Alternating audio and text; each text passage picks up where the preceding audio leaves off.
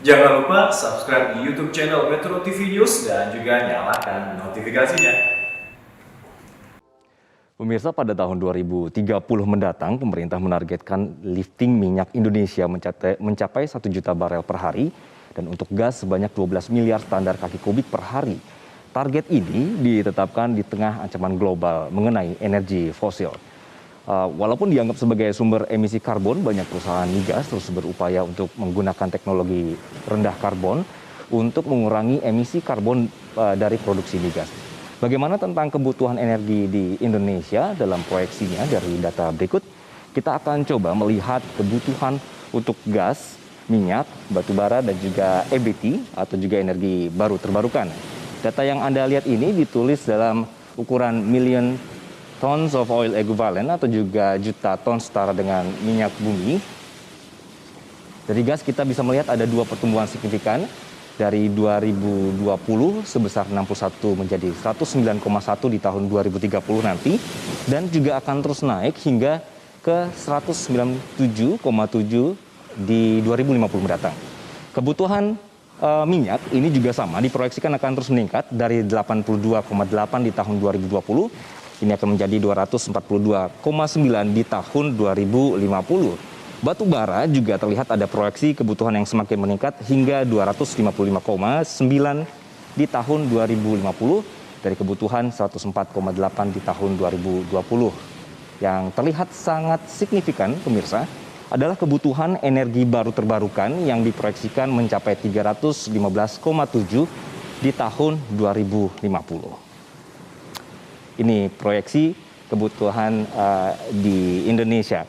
Nah, pemirsa, dari kebutuhan energi Indonesia, kita juga akan bergeser untuk melihat secara global seperti apa. Proyeksi kebutuhan energi global akan terlihat adanya kebutuhan minyak bumi yang akan mencapai angka tertinggi. Ini pada tahun 2030, kemudian juga natural gas ini akan tumbuh signifikan seiring dengan pertumbuhan industri dan juga pertumbuhan ekonomi di Asia.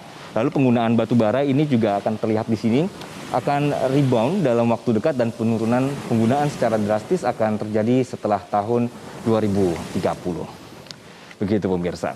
Kita lanjutkan. Berbicara seputar kebutuhan energi ini, kondisi minyak dan gas Indonesia adalah seperti ini. Kalau bisa kita lihat dari data berikut, jumlah basin atau cekungan saat ini ada sebanyak 128, di mana yang berproduksi ada 80, kemudian yang sudah dibor namun belum berproduksi jumlahnya ada 8, lalu yang terindikasi hidrokarbon mencapai 16, lalu yang sudah dibor namun tidak ada penemuan ini ada 14, dan yang belum dibor mencapai 70.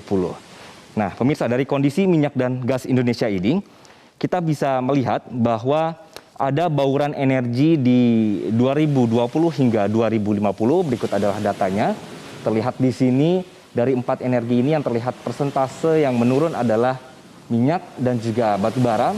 EBT atau juga baru terbarukan ini jelas-jelas semakin tinggi dari 14% di tahun 2020, kemudian 25% di tahun 2030, dan juga 31% di tahun 2050.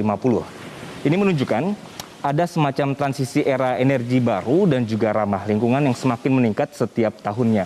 Porsi bauran energi dari minyak bumi semakin menurun setiap tahunnya, kemudian energi gas juga terlihat di sini akan terus meningkat sebagai agen transisi energi. Nah, karena kebutuhan pasokan energi yang semakin meningkat, meskipun secara persentase ini turun, tapi kebutuhan pasokan dari minyak bumi dan gas secara nominal akan semakin membesar. Baik, menuju ke energi baru terbarukan, gas, pemirsa, ini memiliki peranan penting sebagai energi transisi. Kalau kita bisa melihat data di sebelah saya ini, bahwa lebih dari 50% penemuan sumur eksplorasi dalam 1 dekade terakhir ini itu lebih banyak berupa gas. Kemudian rata-rata 70% plan of development atau juga POD-nya ini merupakan pengembangan lapangan gas. Dan berdasarkan dari BP Outlook 2021, cadangan untuk produksi gas Indonesia adalah 2 kali lebih besar daripada minyak bumi. Nah, selain gas, Presiden Joko Widodo, pemirsa, ini meminta agar transisi energi ini segera dilakukan untuk meningkatkan porsi energi baru terbarukan dalam bauran energi untuk pelan-pelan ini menjadi sumber energi pengganti energi fosil. Presiden sempat menyebut ada satu lagi energi terbarukan yang patut dilirik, yaitu sungai. Saya nggak tahu hitung-hitungannya kalau total, karena kita memiliki 4.400 sungai di negara kita Indonesia. 2 sungai saja, Kayan dan Mambramo. Kayan itu bisa keluar kira-kira 13.000 megawatt. Mambramo itu kira-kira 24.000 megawatt. Total berarti sudah berapa? 37 megawatt hanya untuk 2 sungai. Kalau 4.400 sungai, Bapak Ibu hitung sendiri berapa.